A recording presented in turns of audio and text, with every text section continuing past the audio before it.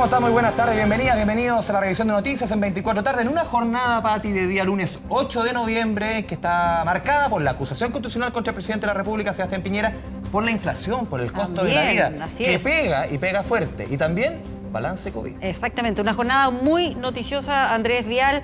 Estamos viendo ahí la señal dividida, también están todos los equipos desplegados y vamos a comenzar de inmediato con el reporte COVID.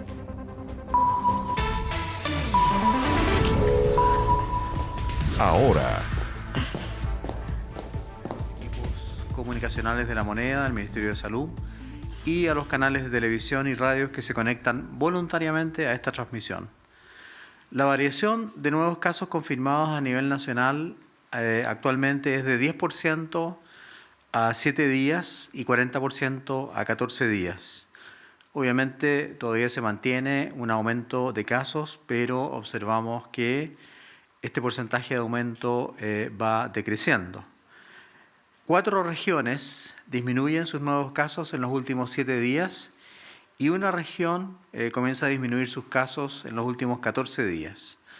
Nos siguen preocupando algunas regiones y las voy a nombrar porque creo que los habitantes de aquellas regiones y también nuestras autoridades de salud y otras tienen que estar atentos a lo que está pasando. Nos preocupan las regiones de Aysén, con un aumento del 132% de los casos en los últimos 7 días, la región de Magallanes, con un aumento del 55%, Biobío, con un aumento del 54%, y la Araucanía, con un aumento del 47% de los casos. Es decir, se observa un aumento de los casos en el sur de Chile, a diferencia de lo que ocurrió hace un mes y medio atrás, donde teníamos aumentos sostenidos en el norte de Chile. Aysén, por otro lado, también registra la tasa de incidencia actual más alta de Chile, más alta por 100.000 habitantes. Y le siguen la región metropolitana, Atacama y Antofagasta. Quiero enviar una alerta a la ciudad de Coyhaique y también a Puerto Aysén, porque obviamente las cifras que están mostrando nos preocupan enormemente y si se mantiene este aumento sostenido de casos en esas comunas de esa región, obviamente que eso se va a ver reflejado en cambios en el paso a paso. Le pido a las autoridades, a la gente del comercio, a la gente del turismo, a toda la población que tomen conciencia de estos hechos para que en conjunto hagan campañas para evitar la diseminación viral. Durante los últimos 4 días hemos informado sobre los 2.000 casos en cada jornada y eso lo reconocemos hidalgamente y tenemos que transmitir a la población nuestra preocupación. Sabemos que actualmente tenemos un rebrote en comparación a semanas anteriores, además con una positividad promedio del 3,2% en la última semana. Pero nos encontramos en un escenario muy diferente a lo que ocurrió en nuestro país en periodos anteriores. Tenemos una gran parte de la población objetivo vacunada con ambas dosis y avanzamos firmemente con la dosis de refuerzo, donde Chile, no sé si vieron la publicación, se ubica como el tercer país del mundo con mayor avance en la vacunación de refuerzo. El jueves pasado, recién pasado, el director de la OMS para Europa, el señor Kluge, advirtió que Europa es el nuevo epicentro de la pandemia. Y nosotros revisamos día a día y revisamos en las reuniones, sobre todo de los lunes y los jueves, los cambios que ocurren en otros continentes. Y obviamente Europa tiene un aumento muy importante de los casos y desgraciadamente con poca aceptación en la vacunación. En España el 80% de las personas están vacunadas con 2 dosis, mientras que en Francia y en Alemania solamente el porcentaje de personas vacunadas con 2 dosis alcanza el 68% y al 66% respectivamente. La situación es mucho más grave en otros países de Europa Central y Oriental, como es el caso de Rusia, donde menos del 40% de la población se encuentra vacunado. La directora técnica de la OMS para COVID-19 declaró que en las últimas 4 semanas los casos se han disparado en más de un 55%, a pesar de la amplia posibilidad de vacunarse y de suministros que tiene Europa para las vacunas. Y el doctor Ryan afirmó que lo que sucede en Europa es una advertencia para el resto del mundo. Es decir, no quiero que hagamos comparaciones en el sentido de que estamos peor o mejor o que nos debemos contentar con lo que estamos viviendo, no. Se observa un aumento importante de la circulación viral en todo el mundo y esto significa que tenemos que cuidarnos mucho más, que tenemos que respetar justamente las normas sanitarias, el uso de la mascarilla, el distanciamiento físico, lavado de manos, la ventilación y consultar inmediatamente cuando uno tenga síntomas. Los síntomas comienzan muchas veces por cansancio, por cefalea, después aparece la fiebre. Hay que consultar de inmediato. Por eso quiero también llamar la atención a la editorial de un diario electrónico de hoy día, El Mostrador, donde destaca ese punto, la necesidad de acatar las normas sanitarias y también la necesidad de consultar rápidamente y considerar que estas normas son iguales para todos, para todas y todos, independiente del cargo que uno tenga. Nuestro plan de acción contra el coronavirus ha estado en marcha desde el inicio de la pandemia y hoy debemos enfocarnos justamente en la prevención, testeo y vacunación.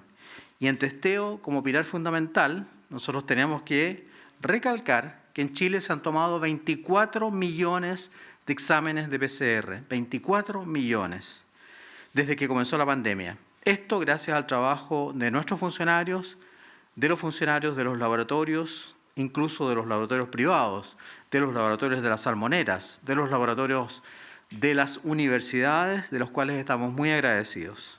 La enfermedad provocada por el coronavirus es una enfermedad de alto riesgo y nuestra percepción en torno a ese riesgo no debe disminuir. Prevenir el contagio es entender el riesgo que conlleva contagiarse con COVID y así evitar una enfermedad mayor, evitar cuarentenas, evitar que más gente se enferme. Por lo tanto, cuidarnos, no solamente significa cuidarse a uno mismo, sino que pensar en el entorno. El que no se cuida, el que no hace la cuarentena, el que no consulta de inmediato cuando tenga síntomas y se testea, no está cuidando a su comunidad. A continuación, le daré la palabra a nuestro invitado de hoy. Nos acompaña el subsecretario subrogante de Redes Asistenciales, el señor Nicolás Duhalde, quien nos dará cuenta de la actualización del sistema hospitalario en Chile hasta este momento. Señor Duhalde, subsecretario, ministro. Subrogante. Muchas gracias, ministro. Muy buenas tardes. Hoy se cumplen exactamente 2 meses desde que nuestro país comenzó a experimentar un aumento sostenido en el número de casos diarios de COVID-19. Lo hemos dicho en varias oportunidades. Este aumento en el número de contagios resulta como consecuencia de la disminución de las restricciones, del aumento de la movilidad y de la pérdida de percepción de riesgo por parte de la población. Y acá quiero ser muy claro. El hecho de que como Ministerio de Salud disminuyamos las restricciones no quiere decir que la pandemia terminó. Muy por el contrario. Como sociedad debemos ser más responsables con nuestras conductas, ya que el no respetar las medidas de autocuidado nos afectan a nosotros y a nuestro entorno. A continuación, compartiré una nueva actualización de las cifras que hemos venido mostrando las últimas semanas y que nos permita observar la evolución de la pandemia por COVID-19 en nuestro país. En este primer gráfico se pueden apreciar la evolución de los casos confirmados de coronavirus durante todo el año 2021. Actualmente el promedio es de 2.178 casos, lo que, como dijimos anteriormente, demuestra un aumento que comenzó a principios de septiembre. Sin embargo, es importante considerar que este aumento, del que mucho se está hablando, está muy lejos del número de contagios observados en los meses de abril, mayo y junio de este año. El siguiente gráfico demuestra que, como consecuencia del aumento del número de contagios, el número de pacientes COVID-19 que han ingresado diariamente a una unidad de cuidados intensivos ha evidenciado un incremento en el último mes. La semana anterior ingresaron en promedio 31 pacientes COVID-19 diariamente, totalizando 534 pacientes hospitalizados por COVID-19 en el día de hoy, lo que representa un 29% del total de los pacientes hospitalizados en UCI. Es importante señalar que el 51% de los pacientes COVID-19 ingresados en la UCI en la última semana de octubre corresponden a personas sin esquema de vacunación completo. A pesar de todos los esfuerzos y el gran trabajo que han realizado los equipos de salud que trabajan día a día en los hospitales y clínicas de la red integrada público-privada, en los últimos 20 meses de pandemia han fallecido por coronavirus más de 37.000 ciudadanos de nuestro país. En la semana del 23 al 29 de octubre se reportaron 93 fallecimientos por COVID-19. Acompañamos a las familias de todos los ciudadanos que nos han dejado producto de esta pandemia. Antes de terminar, quisiera hablarle a las personas que aún no han iniciado su esquema de vacunación. Si bien nosotros creemos en la libertad de las personas, es importante que tengan en cuenta que la forma de prevenir enfermar gravemente y hospitalizarse en UCI y eventualmente fallecer es vacunándose. Como pueden ver en la siguiente tabla, 1.190.850 personas aún no han iniciado su esquema de vacunación. Nos preocupa principalmente las regiones metropolitanas, con 820.000 rezagados, el Biobío, con 70.900, y Valparaíso, con 69.000 personas, que, si bien son regiones con un gran número de habitantes, también son las que más han aumentado su número de contagios y hospitalizados en UCI. También es importante que todos aquellos que por calendario les corresponda vacunarse con su dosis de refuerzo, que por favor acudan a vacunarse. Evitemos contagiarnos, arriesgar nuestra vida y la de los demás para recién tomar conciencia de lo importante que es vacunarse. Recuerden que tanto la edad como el estado de vacunación constituyen un factor de riesgo muy importante al momento de requerir una cama de cuidados intensivos por esta enfermedad. Es decir, a mayor edad aumenta la probabilidad de requerir una cama crítica una vez contagiado de coronavirus, siendo esta probabilidad aún mayor cuando la persona no cuenta con su esquema de vacunación completo. Por esta razón, les insistimos en nuestro llamado a que todos aquellos rezagados que aún no inician su esquema de vacunación y a los que por calendario les corresponde su dosis de refuerzo, que por favor acudan a vacunarse y, al mismo tiempo, mantengan las medidas de autocuidado. Recuerden que no podemos dejar toda la responsabilidad de las vacunas. Tenemos que ser cuidadosos por nosotros y por nuestras familias. Muchas gracias, señor ministro. Muchas gracias, subsecretario. Muy claro el mensaje.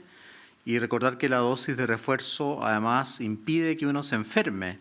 No solamente ingresar a la UCI, ingresar al hospital o fallecer, sino que la gente con dosis de refuerzo se enferma menos. Así que aquellos que han postergado su dosis de refuerzo por diferentes razones, ojalá que se las coloquen a la brevedad posible. A continuación, la subsecretaria de Salud Pública, doctora Paula Daza, dará a conocer los nuevos anuncios del plan paso a paso. Doctora Daza. Gracias, ministro. Bueno, muy buenas tardes. Recordar que todos los cambios que anunciamos hoy día comienzan a partir del día miércoles 10 de noviembre a las 5 de la mañana. Retroceden a preparación en la región de Tarapacá, la comuna de Pica, en la región de Coquimbo, Canela, en la región de Valparaíso, Putaendo y Calle Larga, en la región de O'Higgins, Pichidegua y San Vicente, en la región de Maule, Villa Alegre, Teno, Colbún, San Javier y Maule, en la región de Ñuble, San Carlos, en la región de Biobío, Concepción, Los Álamos, Hualpén, Chiguayante, San Pedro y Talcahuano. En la región de Los Ríos, Río Bueno y Lago Ranco. En la región de Los Lagos, Puerto Varas. En la región de Aysén, Chile Chico. Retroceden a transición también a partir del día miércoles en la región de Coquimbo, Los Vilos. En la región de Valparaíso, San Antonio. En la región de O'Higgins, Pichilemu. Avanzan a transición en la región de Maule, Retiro. Avanzan apertura inicial en la región de Atacama, Chañaral. En la región de Valparaíso, Papudo. En la región de O'Higgins, Paredones. En la región de Maule, Cauquenes. En la región de Ñuble, Bulnes. En la región de Biobío, Cañete. En la región de Los Ríos, Mafil. Todo eso a partir del día miércoles a las 5 de la mañana. Muchas gracias, doctora Daza. Quiero felicitar a Retiro porque era la única comuna que estaba en restricción en todo Chile y ha hecho un esfuerzo muy importante para volver a transición, con una disminución a 14 días de 39% y a 7 días de menos 45% de los casos. Esto demuestra que uno puede avanzar cuidándose, puede mejorar los números. Así que felicitaciones a Retiro, y ya dijimos que hay otras comunas en las cuales hay que poner mucho ojo como son la comuna de Aysén, de Puerto Aysén, la comuna de Coyhaique y también, se me olvidó nombrar, pero la comuna de Coquimbo y de La Serena también están teniendo números muy preocupantes para nosotros, así que si no se ponen las pilas es probable que tengan que retroceder. Vamos a escuchar las preguntas del día de hoy, por favor. Hola, ministro, subsecretarios, muy buenas tardes. Gabriela Strahan, acá de Radio ADN. Fue la semana pasada que supimos sobre el Molnupiravir. Es la primera pastilla para tratar el COVID-19 aprobada en el Reino Unido. La pastilla podría administrarse 2 veces al día. Pacientes que han dado positivo en un test y que presentan al menos un factor de riesgo para desarrollar la enfermedad grave. Fue desarrollada originalmente para tratar la gripe. Sabemos que redujo el riesgo de hospitalizaciones, muertes a la mitad durante los ensayos clínicos. Conocimos también que el ministro de Salud británico dijo que el tratamiento sería bastante revolucionario para los más vulnerables e inmunodeprimidos. ¿Podría acá iniciarse el trámite de su uso en nuestro país? Sabemos que estamos muy bien encaminados en cuanto a la vacunación y las vacunas propiamente tal. Eventualmente, ¿cuándo podría darse esto? ¿Podríamos además hablar de un primer semestre y que esto sea paralelo también al proceso de vacunación de refuerzo anual? ¿Y qué pasa del diario La Tercera? Habla de antes de fin de año. ¿Ya está conversado con el ISP? Gracias, Gabriela, de Radio ADN. La verdad es que este es un antiviral que lo que hace es reducir, como dice usted, una mala evolución del coronavirus y debe ser usado cuando ya el paciente inicia los síntomas. O sea, lo ideal es usarlo en el primero o segundo día. Si uno lo usa tardíamente no tiene el mismo efecto y reduce, desgraciadamente, en forma importante, sí, en un 50% solamente, la posibilidad de enfermar gravemente. Hay que recordar que la vacuna en ese sentido es mucho más positiva.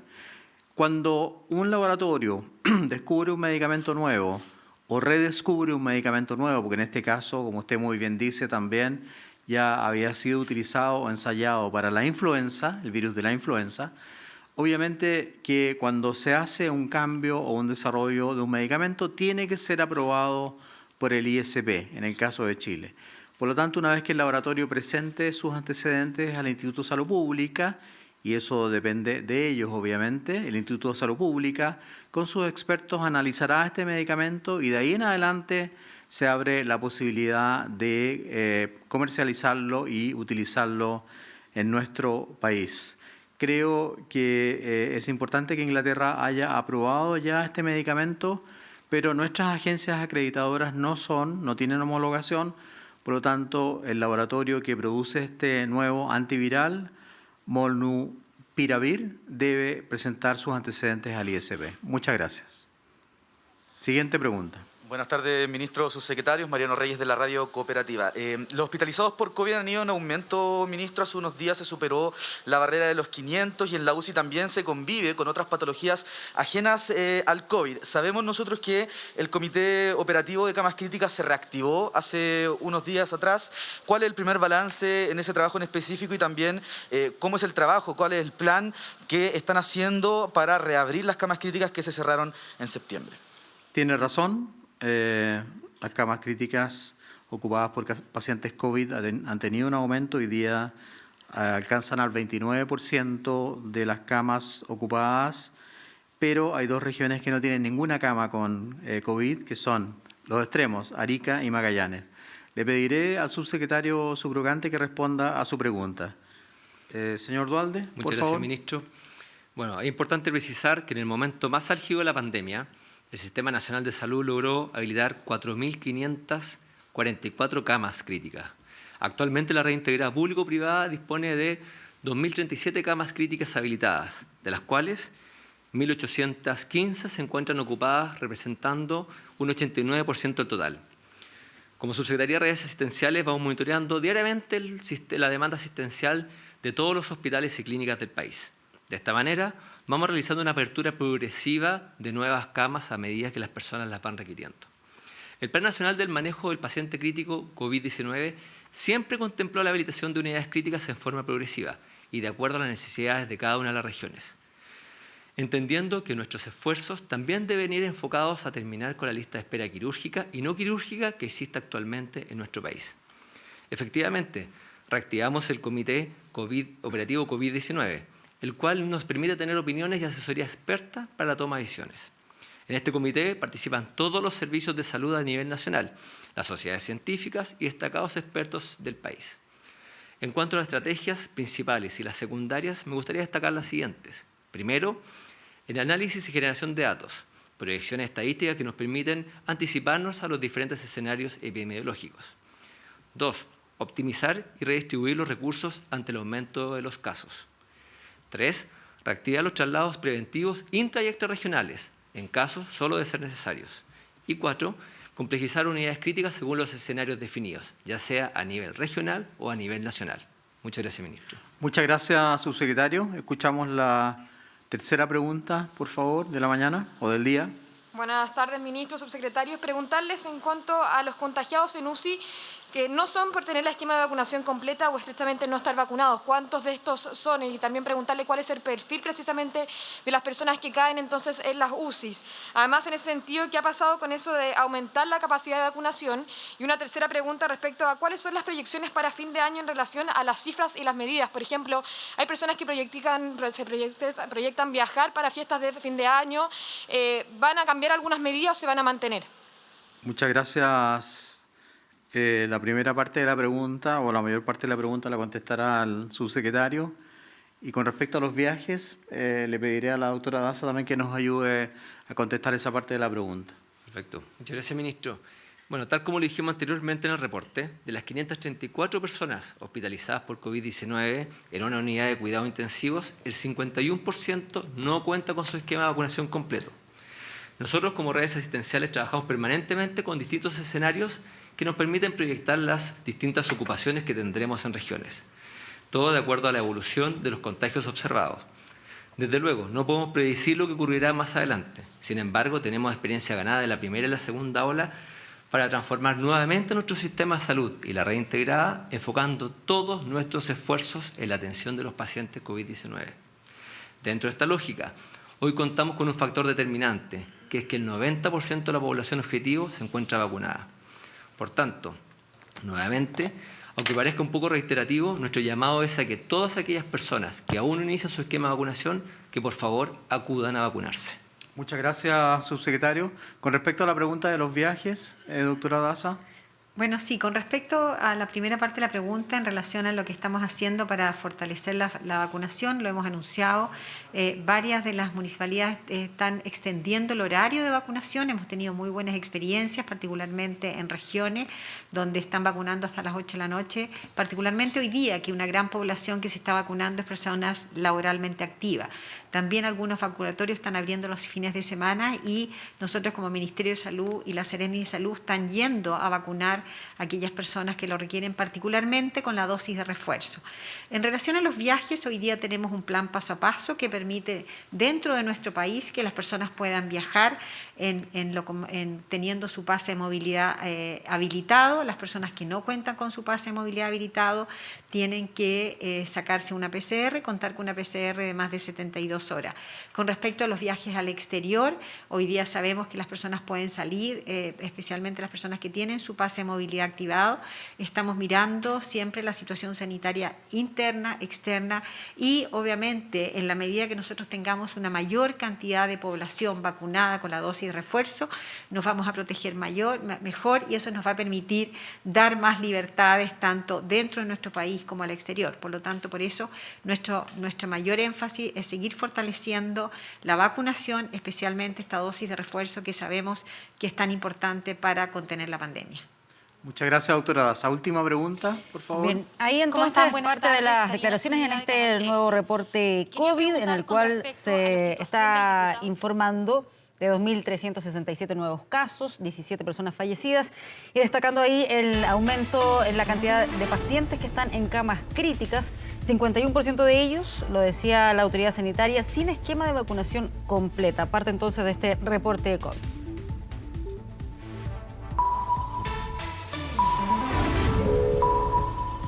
Ahora.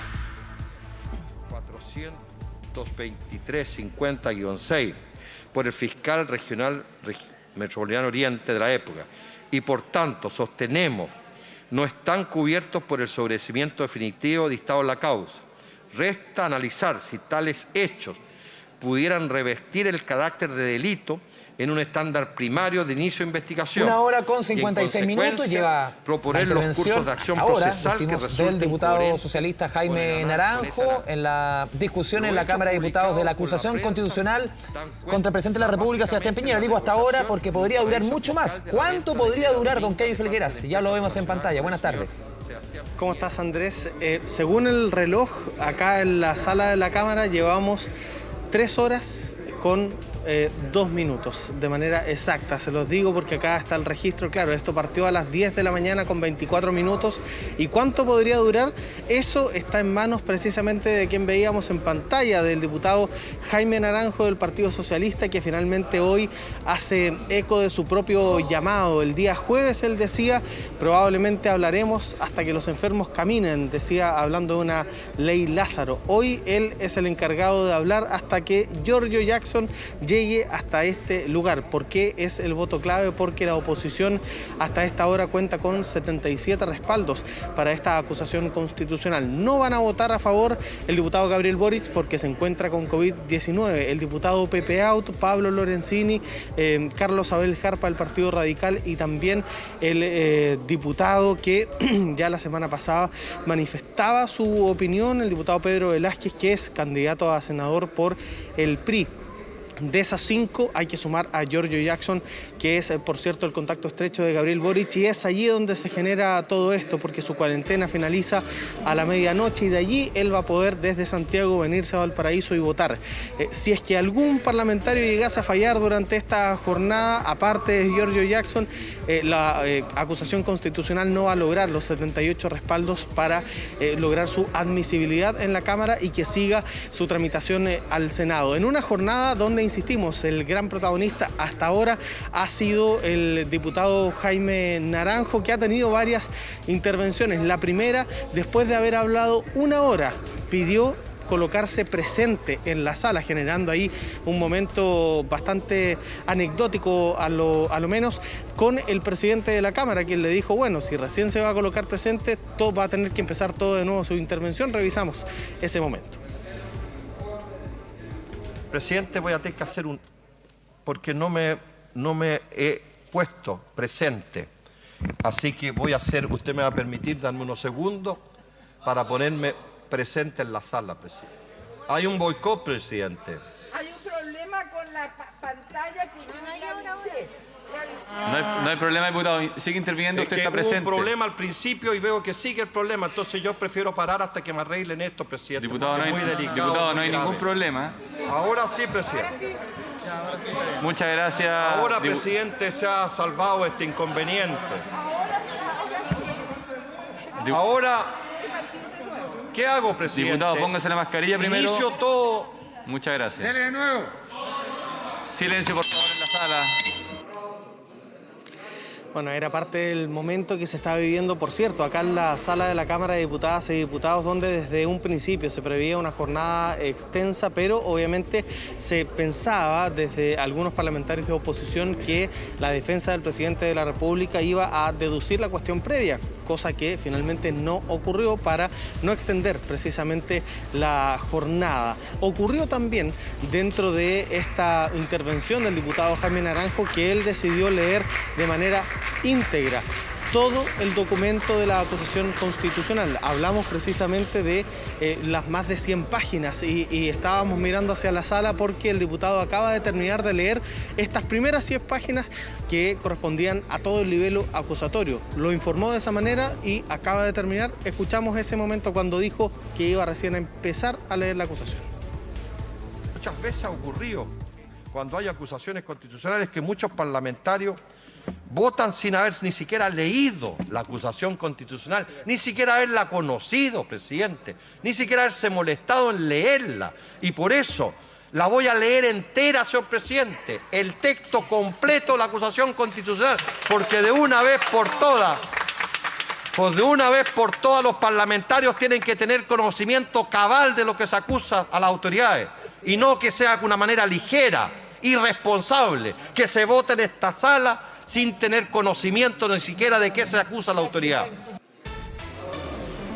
Ya, me corrigen los colegas y hago la corrección al aire. El diputado no ha terminado de leer la acusación constitucional, lleva 3 horas, sino que se estaba cambiando mascarilla e incluso hubo aplausos porque es la primera vez que se cambia mascarilla en las más de 3 horas que lleva de intervención. En una acusación constitucional que podríamos decir está siendo bastante particular con estas 1.300 páginas que tenía el diputado Jaime Naranjo como intervención para hacer tiempo para que llegase el diputado Giorgio Jackson. Hubo palabras, por cierto, de la defensa del presidente de la República, de ministros de Estado al ingreso a esta sesión de sala que probablemente no termine durante esta jornada. Revisamos rápidamente esas palabras. Nosotros esperamos que el debate se produzca con la seriedad que la instancia amerita, que la honorable Cámara escuche nuestros argumentos y se persuada de que esta acusación constitucional no tiene fundamento. ¿Van a invocar la cuestión previa? ¿Van a invocar la cuestión previa, abogado? Ministro, ¿qué es lo que espera esta jornada? Esperamos sensatez. Muchas gracias. Ahí estaba, se esperaba sensatez. Han dicho, esto es una acusación electoral, dicen desde el gobierno, también han manifestado que lo que se está haciendo hoy es un show político, un circo romano, han dicho otras personas, por la intervención extensa del diputado Jaime Naranjo, que por ahora no tiene pinta de terminar muy pronto. Otro de los puntos que tiene mucha relación con lo que está haciendo el diputado Jaime Naranjo ahora es la situación sanitaria del diputado Giorgio Jackson. Él, en una entrevista al medio La Segunda, la semana pasada, daba cuenta que había estado con Gabriel Boric hasta el día martes a las 20 horas. ¿Qué sucede con esto? Muchos decían, bueno, su cuarentena entonces termina mañana martes a las 20 horas, lo que hacía presagiar que el diputado Naranjo iba a tener que estar hablando al menos hasta esa hora. Se consultó sobre esto en la sala de la Cámara, el punto lo hizo el diputado Juan Antonio Coloma, revisamos ese momento. Si es que aplicamos los 7 días que establece la normativa del Ministerio de Salud, el horario en el cual se terminaría la cuarentena del diputado Jackson es el martes a las 20 horas. Toda vez que lo contrario sería inentendible porque serían menos de 7 días. Si se intenta establecer otra forma de contar el tiempo, el diputado Jackson estaría saliendo de la cuarentena antes de lo señalado por la ley. Bueno, el diputado Giorgio Jackson se manifestó con respecto a esto mientras vamos a mostrar en las imágenes de Iván Guerrero lo que está pasando a esta hora en la sala de la Cámara, donde hay 64 parlamentarios presentes. Ojo, el quórum mínimo para sesionar es de 52. Vamos a mostrarle primero la pantalla donde está claramente el cronómetro corriendo, donde dice que hubo un primer discurso del diputado Jaime Naranjo que duró 2 horas y media y ahora van en 39 minutos con 20 segundos. Mientras yo les comento la respuesta que tuvo el diputado Giorgio Jackson a través de sus redes sociales.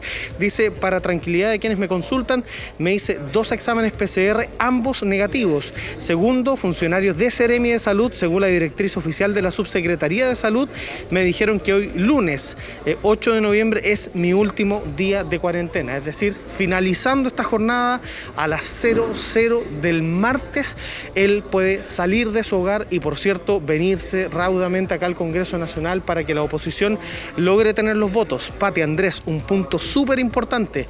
Se había dicho y se había puesto en duda algunas votaciones, por ejemplo, del diputado Manuel Antonio Mata. Esta jornada, pues bien, desde la bancada de la Democracia Cristiana han dicho que va a estar el voto del diputado Mata precisamente para aprobar esta acusación a la hora que sea. Escuchábamos al diputado Silver decir hace un ratito, va a estar presente de la manera que tenga que estar, pero va a estar. Así que la oposición va asegurando los votos y si es que se tienen los 77 apoyos más la llegada del diputado Giorgio Jackson, esta acusación puede ser declarada admisible por esta corporación y así pasar a la sala del Senado, donde probablemente no tenga los votos necesarios para ser aprobada. Allá se requiere de 2/3. En este caso se requiere de la mayoría absoluta, es decir, 78 votos para ser aprobada. Y solamente un dato, el Quijote en su versión más larga, Pati Andrés, tiene 1.345 páginas. La intervención del diputado Naranjo tiene 1.300. Se acerca mucho al Quijote de lo que está pasando hoy día acá en la Cámara. Sí, también estaba viendo incluso algunas imágenes, fotografías de, entre otros diputados, por ejemplo, Pepe Out, que estaba leyendo, mientras interviene Jaime Naranjo, estaba leyendo el libro El Reino de Manuel Carrera. O sea, cada uno está ahí pasando el tiempo como guste. Yo también corregí una información que tú corregiste bien también al principio. Yo decía, claro, casi 2 horas de intervención en lo que respecta al libelo mismo. Lleva más de 3 horas de intervención total, pero como tú bien corregiste y puntualizaste, son 100 páginas del libelo, pero en total son 1.300 páginas las que tiene preparada para intervenir. O sea, aquí, hasta que las velas no ardan. Incluso otro voto que estaba en duda, Kevin, y te lo pregunto, era el del expresidente de la Comisión de Constitución de la Cámara de Diputados, el diputado de la Democracia Cristiana, Matías Walker, quien también había puesto en duda, por justamente esta forma que se está llevando a cabo la acusación, ponía en duda o dejaba entrever su votación.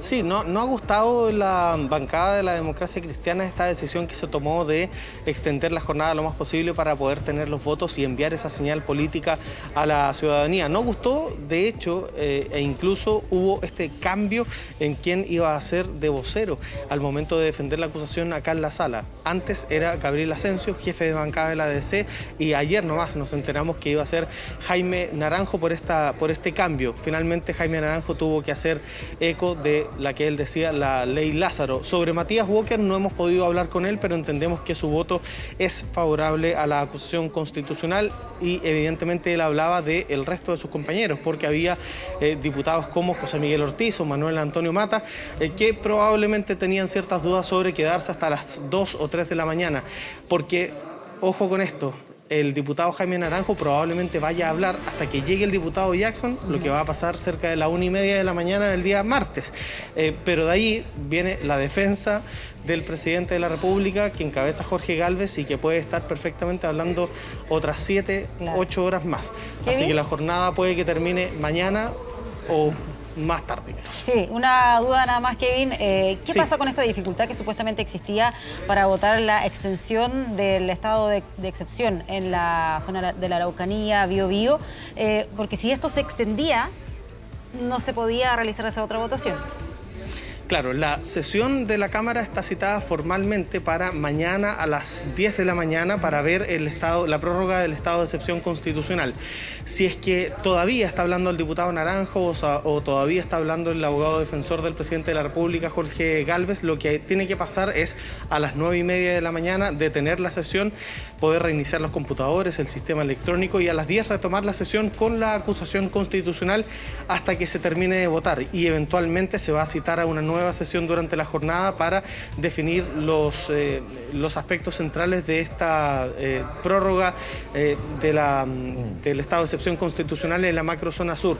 De hecho, se acotaron los tiempos para que fueran una sesión de no más de 3 horas. Entonces, si es que llega a terminar a las 7 de la tarde la acusación constitucional, todavía se puede pronunciar la Cámara con respecto a esto. Eso sí, si mañana a las 12 de la noche, es decir, mañana martes pasando al miércoles, una de las dos cámaras no se ha pronunciado con respecto a la prórroga del estado de excepción, este se da por aprobado, entendiendo que constitucionalmente se pide el pronunciamiento del Congreso Nacional. Si una de las dos cámaras lo rechaza, este se cae, no sigue esta prórroga, pero según han dicho, primero tiene que pronunciarse la Cámara y luego el Senado, así que veremos qué es lo que pasa. Por ahora estamos pendientes, por cierto, de esta acusación constitucional que no tiene para cuándo terminar. Ya, pues, don Kevin, nosotros creemos que junto a Poirito Escobedo ya tienen listos los sacos de dormir, el consomé, el desayuno campeones, todo listo. Estamos justamente terminando este despacho, empezamos a programar todo eso, todo lo que se viene. Muy bien. Ahí las chorrellanas del J. Club ayudan harto. Ya, que le vaya bien. La vamos a pedir. Vale. Chao. Chao. Bueno, vamos a cambiar absolutamente de tema. Un joven de 23 años murió baleado tras haber tenido una discusión con una vendedora de droga en la comuna de La Granja. En medio de la discusión, la mujer habría sacado un arma de fuego disparándole en el tórax a la víctima. Rodrigo Pérez nos cuenta más, Rodrigo. ¿Cómo están ustedes en el estudio? Muy buenas tardes. Vamos a revisar las principales informaciones policiales de las últimas horas y comenzamos con este caso que nos lleva a la comuna de La Granja. Un joven de 23 años fue asesinado tras recibir un impacto de bala durante esta madrugada. Estos hechos se remontan a eso de las 3 de la mañana. Este joven, identificado como Diego Yáñez, de 23 años, estaba comprando droga en una casa, más bien en una plaza en la comuna de La Granja, y de un momento a otro recibió un impacto de bala por una mujer. Ahí se habría originado una discusión. Producto de esta situación, entonces, este hombre quedó gravemente herido. El joven fue hasta su domicilio, que está ubicado en el sector de calle 6 Oriente, pidiendo ayuda a sus familiares. Ahí, una vez que los familiares ven que este joven estaba herido, lo tratan de ayudar. Incluso, dicen ellos, los familiares llamaron a equipos de emergencia, carabineros, ambulancia, pero por el retraso después ellos mismos trasladaron a este joven hasta el Sapu La Granja, que está ubicado a muy pocas cuadras de donde ocurrió toda esta situación, y prácticamente llegó sin vida a ese recinto asistencial.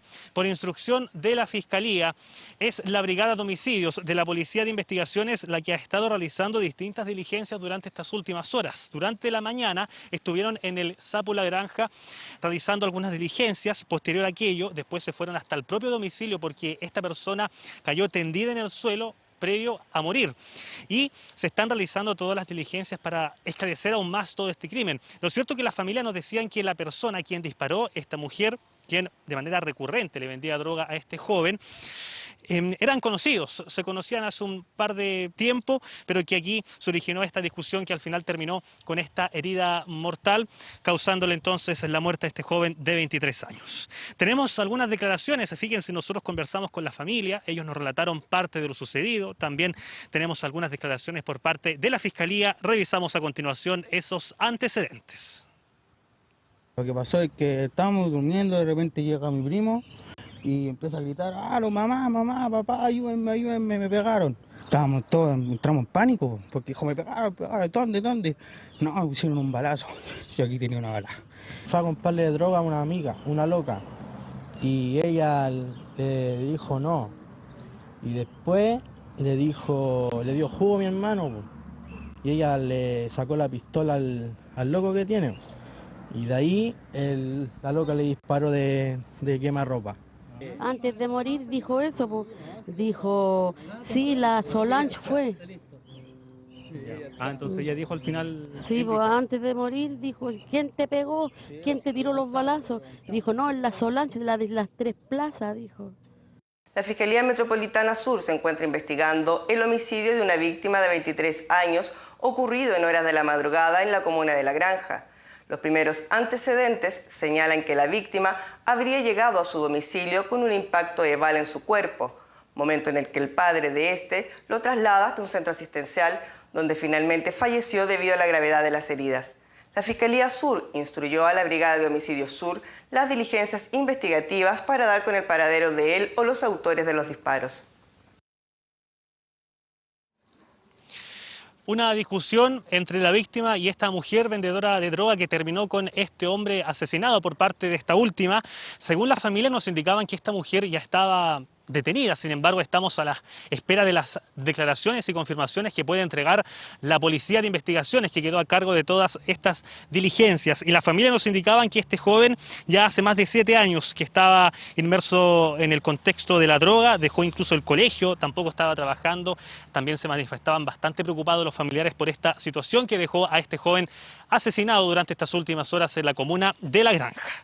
Vamos a revisar otro procedimiento que fue liderado por Carabineros y que terminó con la detención de 2 jóvenes, uno de 19 años y otro de 15 años, quienes fueron vistos por Carabineros en un automóvil que mantenía en cargo por robo, esto en la comuna del Bosque. Durante las últimas horas se inició todo este seguimiento, funcionarios policiales avistaron a este vehículo que mantenía en cargo por robo, que había sido sustraído a un conductor hace algunos días atrás en la comuna de San Bernardo. En aquella ocasión, la víctima fue asaltada por un grupo de sujetos quienes le robaron este automóvil tras previa intimidación. Tras este delito, entonces, este vehículo fue visto en la comuna del Bosque, se inició así un seguimiento, los sujetos escaparon con el fin de evitar la detención, sin embargo, terminaron chocando con un árbol que se encontraba en calle Madrid y posterior a este accidente estas personas fueron detenidas. Al interior del automóvil también se encontró una mochila y esta mochila mantenía un arma a fogueo y también 3 cuchillos. Y estas personas pasaron a control de detención. Si bien el joven de 19 años quedó a disposición de la justicia, el otro joven de 15 años quedó apercibido, es decir, en libertad, pero fue entregado a sus padres y ambos mantenían antecedentes policiales. Tenemos también algunas declaraciones en torno a este procedimiento policial que estuvo liderando Carabineros en las últimas horas. Las pasamos a revisar a continuación. El auto tiene encendido con botón y sensor en la llave, y la llave se quedó en mi bolsillo. Entonces yo cuando salí corriendo, uno de ellos salió corriendo atrás mío con el cuchillo en la mano, gritando que me iba a matar, que me iba a matar, que me iba a matar, que me iba a matar, que si no le pasaba la llave, que me quería matar, que me quería matar. Se la tiré y el tipo igual quiso seguir corriendo como para pegarme una puñalada. Y alguien en el auto de los otros tipos con los que andaba con él le gritaron: oye, vámonos que ya van a seguir los pacos. El personal de servicio de Carabineros, al percatarse de la presencia de este vehículo, consulta la placa patente que portaba, resultando esta mantener en cargo vigente por robo con intimidación, comenzando un seguimiento por las diferentes calles de la comuna de El Bosque, seguimiento que finaliza cuando el conductor del vehículo que huía de Carabineros pierde el control colisionando frontalmente con un árbol. Hay que mencionar que todo este procedimiento, que fue liderado por la sección de encargo y búsqueda de vehículos de Carabineros, está en el contexto del plan número 5. ¿Cuál es este plan? Que ha sido ya difundido durante este último tiempo, el plan anti-encerronas y portonazos. Desde su creación en mayo de este año ya se han detenido a 147 personas, más de 40 automóviles han sido recuperados y que se mantenían con encargo vigente por robo. Procedimiento entonces que dejó a estas 2 personas detenidas durante estas últimas horas en la comuna del Bosque. Y vamos a terminar este reporte policial con un caso que se conoció durante la jornada de ayer y que esta jornada, durante esta tarde, se va a realizar el control de detención y posterior formalización de un carabinero quien ha sido desvinculado. Se encuentra detenido, acusado de violación. Un hecho ocurrido durante este fin de semana, durante la madrugada del pasado domingo, donde una funcionaria perteneciente a la 25ª comisaría de la comuna de Maipú denunció que fue violada por otro funcionario de la misma unidad. Todo en el contexto cuando se registraba una junta, una celebración en el domicilio particular de esta persona, del imputado. Una vez que todos los invitados salieron de esta vivienda, se quedó el hombre con esta carabinera y ahí entonces se produjo esta violación que fue denunciada por esta carabinera. Una vez que se dio a conocer este caso, se instruyeron todos los procedimientos correspondientes. Fue detenido este funcionario, por tal razón, bien digo, ha sido desvinculado y durante estas últimas horas se solicitó la extensión del control de detención. Por tal razón se va a realizar durante esta jornada. A las 4 de la tarde se espera que comience entonces esta audiencia y posterior formalización que está siendo investigada, esta vez por la justicia. Tenemos algunas declaraciones sobre este procedimiento también, las revisamos a continuación. Una funcionaria de la 25 comisaría denunció a otro funcionario de la misma unidad que había sido violada por este, por lo que en forma inmediata se procedió a prestar ayuda a la víctima y detener al funcionario denunciado, el que será puesto a disposición del Ministerio Público, siendo desvinculado en forma inmediata de la institución e iniciándose el sumario administrativo respectivo. Como institución, no se tolera ni se tolerará este tipo de hechos, por lo que siempre se actuará con las más severas sanciones administrativas. A las 4 de esta tarde, entonces, 16 horas, se espera que comience este control de detención, posterior formalización, para así entonces conocer aún más detalles de esta compleja situación y que terminó con este funcionario desvinculado y esta denuncia de violación que involucra entonces a este carabinero y que fue realizada por una colega suya en la comuna de Maipú. Muy bien, Rodrigo Pérez, muchas gracias por todas estas informaciones. Buenas tardes. 13 horas con 49 minutos. Vamos a la primera pausa, Pati, en 24 tarde. Ya regresamos de inmediato con más informaciones.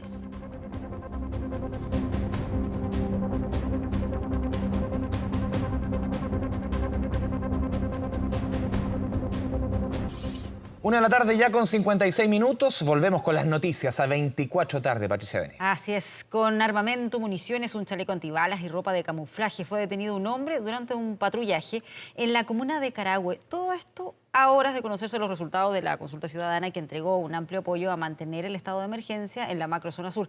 Ricardo Campos nos cuenta más sobre todo esto. Ricardo. Sí, ¿qué tal? ¿Cómo les va? Muy buenas tardes. Jornada muy noticiosa, muy informativa en la región de la Araucanía, con noticias también que vienen desde el lado argentino, con la confirmación del gobierno también, con esta reunión de seguridad entre autoridades de Argentina. Pero vamos a empezar a repasar lo acontecido durante estas últimas horas en la región de la Araucanía, en la comuna de Carahue, con este control vehicular realizado por personal policial de las Fuerzas de Control de Orden Público de Carabineros en conjunto con las patrullas militares. Rige todavía el estado de excepción constitucional en la macrozona sur del país y evidentemente eso trae consigo el despliegue de fuerzas militares, ¿no? Del despliegue de las patrullas del ejército en compañía también con las fuerzas de control de orden público de la institución uniformada de Carabineros. Esto se realizó un control vehicular en la ruta S138 que une a la comuna de Carahue con Tirúa. Es en ese punto, en esta ruta, sector Tranapuente aproximadamente, hacia el interior de Tranapuente, 40 kilómetros más o menos para quienes se ubican en la costa de la región de la Araucanía vinculante con Tirúa. Es en ese punto donde se desarrolla este control vehicular, encontrando entonces a este individuo portando armamento. Entonces 3 pistolas aproximadamente fueron situadas en ese punto, encontradas en este vehículo en el que se trasladaba este individuo. Fue detenido y fue identificado como Pablo Ramiro Valdebenito Huichaqueo, quien pasó a control de identidad en esta jornada, control, de la formalización de cargos también. Fue formalizado por los delitos de porte ilegal de arma de fuego, porte ilegal de municiones y porte ilegal de piezas de armamento, pues se encontró entonces varias pistolas, ¿no? Y además municiones en ese punto. Pasó entonces a la formalización de cargos en esta jornada y quedó en prisión preventiva tras esta formalización en la comuna de Carahue. Hay declaraciones, evidentemente, tras todo este despliegue de las fuerzas de control de orden público. No fue el único hallazgo con municiones, distintas pistolas de calibre 22, 23, etcétera, y también municiones para este mismo, sino que también hubo el hallazgo de ropa de camuflaje, por ejemplo, y otras especies posiblemente vinculantes, según el Ministerio Público, con algún acto delictual. Ya es un delito portar este tipo de armamento y también municiones. Veamos lo que han señalado distintas organizaciones e instituciones en torno a esta detención. Sin duda que se trata de un procedimiento policial importante. Hemos detectado e incautado chalecos antibalas, pero principalmente 3 armas de fuego, diferentes cargadores y bastante munición que, como sabemos, puede tener como destino, sobre todo en esta macrozona, la comisión de grave ilícito, ya sea contra la propiedad o las personas, sean estas civiles o miembros de Carabineros, la Policía de Investigaciones, y por qué no decirlo, las Fuerzas Armadas que hoy día se encuentran trabajando en la 9ª región a raíz del estado de excepción implementado. Para ser más exacto y para complementar lo que ha señalado el general Bobadilla, lo que ha dicho la institución uniformada de Carabineros es que se encontró y se incautó entonces una pistola marca Glock 9 milímetros con 3 cargadores y 17 cartuchos calibre 22, una pistola marca SIG con un cargador y 8 cartuchos 9 milímetros, un revólver 70 cartuchos calibre 22 con 2 cargadores, un chaleco antibalas y ropa de camuflaje. Fue lo encontrado entonces en este control vehicular que fue protagonizado por las Fuerzas de Control de Orden Público de Carabineros en conjunto con las patrullas del Ejército, con al menos 20 a 30 efectivos desplegados en este control vehicular en el kilómetro 40, en la ruta que une a Tranapuente con Tirúa. Yo les decía al inicio de este despacho, no ha sido la única noticia generada en este punto, también en el país argentino, en nuestro país vecino en Argentina, en la provincia de Neuquén, hubo una detención de 3 individuos, 3 sujetos quienes fueron sorprendidos pasando por un paso internacional no habilitado. Es el paso de Batea Maguida, un lugar muy turístico también, un precioso cerro, el Batea Maguida, ubicado allí en el sector de Icalma, siempre en la comuna de Lonquimay. Es en ese punto cuando fueron sorprendidos transportándose en un vehículo Suzuki por el personal de Gendarmería de Argentina, quienes se dieron cuenta que trasladaban en el interior de este vehículo entonces municiones también, distintos tipos de armamento, distintos tipos de calibre de pistolas cortas al interior de este vehículo. Todo a solo horas de la reunión que confirmó el subsecretario del Interior, Juan Francisco Gali, respecto entonces de estas coordinaciones que estaría haciendo el gobierno chileno con el gobierno argentino en materia de seguridad, pues se estarían dando los mismos hechos de violencia que en la macrozona sur del país, también en algunas provincias del sur de Argentina. Esta detención lo que trajo consigo fue que uno de los 3 individuos se quedara en Argentina, pues tenía doble nacionalidad, y los otros 2 fueran expulsados a territorio chileno. Quedaron en libertad, eso sí, el día sábado, tras ser devueltos desde el sector Batea-Maguida hacia la región de la Araucanía. Hubo impresiones captadas en torno a estas detenciones. Portaban munición de diverso calibre, vestuario de camuflaje y otros elementos.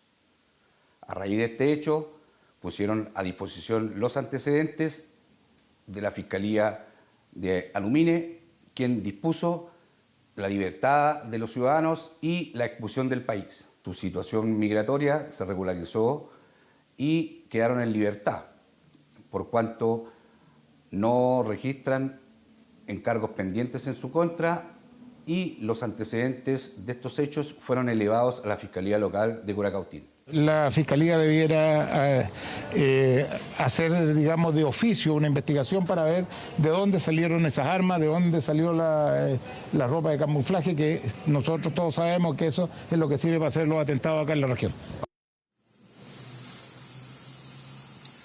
Sí, toda esta detención se genera entonces, como yo les decía, tras la confirmación del gobierno entonces del subsecretario del Interior, con estas reuniones de seguridad que se generan aparentemente entre los gobiernos de Chile y Argentina por los episodios de violencia situados en este punto del país y también del país vecino.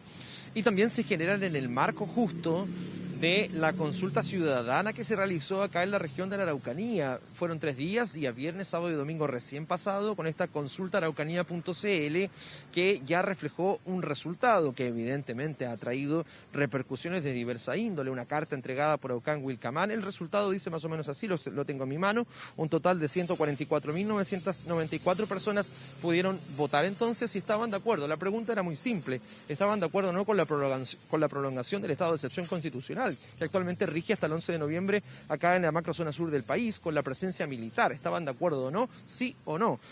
Finalmente gana el sí. Entonces, con 144.994 votos, como yo les decía, en total, 118.258 dijeron que sí, 26.655 personas votantes dijeron que no. Recordemos que esto representa el 16% más o menos del padrón electoral que están habilitados para sufragar en la región de la Araucanía, que era uno de los requisitos para poder presentarse a la página, que era muy amigable por lo demás, una página www.consultaaraucanía.cl. Eran parte de los requisitos, solo con carnet podía hacerlo, pero debía estar inscrito para poder votar en el CERVEL. En definitiva, una consulta que refleja estos resultados, con el 16% de la participación de las personas habilitadas para sufragar, quienes dijeron sí en esta propuesta, el 118.000 personas aproximadamente que estarían de acuerdo con la presencia militar en la región de la Araucanía. Esto generó repercusiones inmediatas, ya había generado repercusiones en el momento de impulsar esta consulta ciudadana, pues Aucán Wilcamán había presentado incluso recursos de protección en contra del principal iniciador de esta consulta, que es el gobernador recientemente electo de la región de la Araucanía, Luciano Rivas. Aucán Wilcamán, principal dirigente mapuche de la región, también había presentado estas acciones legales en contra de esta consulta, que a su juicio dividía, y lo mantuvo hoy día afuera del edificio del gobierno regional de la Araucanía, indicando, por ejemplo, que era un completo fracaso esta consulta, considerando la baja participación, el 16%. No tiene la misma visión, evidentemente hay versiones contrapuestas en estas apreciaciones. Luciano Rivas y compañía, quienes lideraron el proceso. Hay impresiones, los quiero invitar a ver a continuación todo aquello. 145.000 personas se expresaron, un 82% toma una opción y esperamos que esa opción también sea reafirmada por parte de los políticos y de los parlamentarios.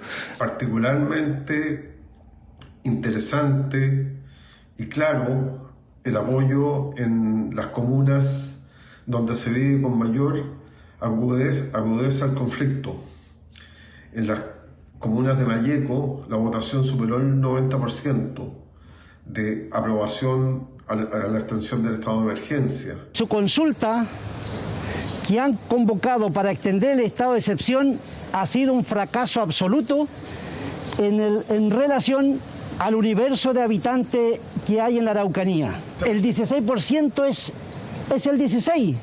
Entonces queda el 84% que han dicho, le han dado la espalda.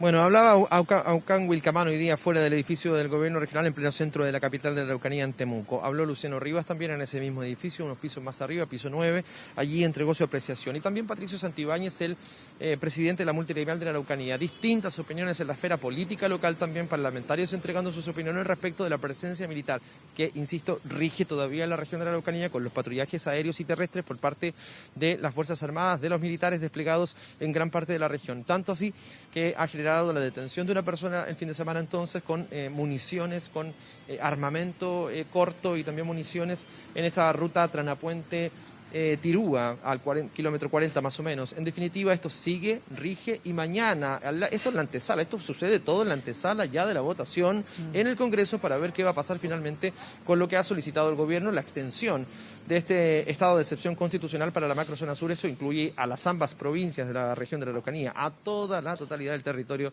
de la región de la Araucanía. Así es, mucha información, pero vamos a seguir bien pendientes de lo que está pasando en esa zona. Gracias, Ricardo, por todas estas noticias. Que estés muy bien. Buenas tardes. Que estén bien.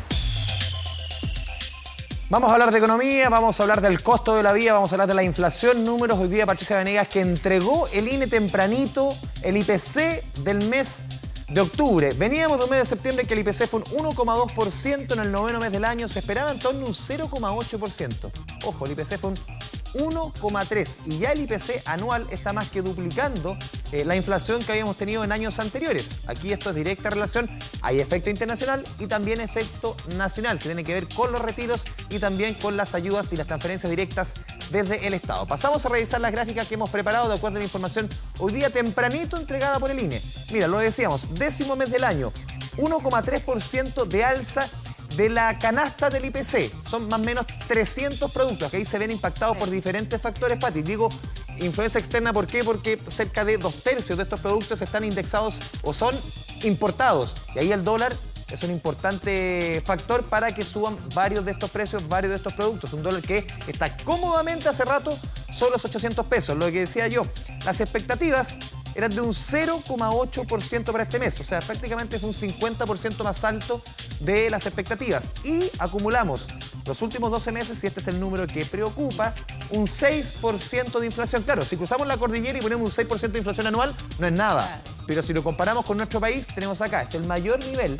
en 12 años, desde el 2009, desde la crisis subprime, que no veíamos una inflación de este nivel del 6%. Que en el fondo la referencia es que no superara el 3%. Que exactamente, esa es la base de comparación, ese es más o menos el punto de referencia que siempre ha puesto el Banco Central, las autoridades económicas, en que una inflación recomendada, porque nunca es bueno tampoco que los precios ni que suban mucho, ni tampoco que se estanquen, porque eso es que la economía sencillamente está congelada. Siempre se recomienda en torno a un 3%. Estamos en un 6%. En los últimos años nuestra economía nos habíamos acostumbrado a una inflación en torno al 2,8%, 2,9%, 3%. Ahora está siendo de un 6%. Vamos con la siguiente gráfica, seguimos viendo los números. Los productos que más subieron en el mes de octubre. Mira, paquete turístico, 55,8%. Es la reactivación de un sector. Aquí claramente un sector que prácticamente no estaba vendiendo, que tenía precios que estaban muy abajo, 55,8%. Transporte aéreo, 45,4%. Gas licuado. Claro, empieza a subir la temperatura, afortunadamente, no es tanto el consumo respecto a meses de invierno, pero si vemos el acumulado en el año respecto al gas licuado, ojo, 7% solamente en el mes de octubre. Y las bencinas, que ya nos tienen acostumbradas, 2,7%. Si vemos los últimos 12 meses, en la siguiente gráfica, se mantienen prácticamente los productos que más han subido son los mismos que les estoy mostrando acá. Vamos con la siguiente gráfica, la tercera que hemos preparado. ¿Por qué? Porque se mantienen tanto los paquetes turísticos, el tema de los viajes al exterior, se mantiene el gas licuado, se mantiene la bencina. Transporte aéreo, mira Pati, 79%, paquetes turísticos, 59%. Pero aquí los economistas hacen una salvedad. Si nos comparamos con 12 meses atrás, estos rubros prácticamente estaban congelados, no se estaba vendiendo. Si encontrabas pasaje aéreo, te los vendían a precio huevo en buen chileno. Entonces, esa referencia respecto a comparar hace un año atrás, muy baja. Puede ser algo engañoso y eso repercute al final en las cifras del IPC. Muchos economistas están llamando un poco a corregir quizás ese dato, sobre todo en transporte aéreo y paquetes turísticos. Pero mira acá el licuado.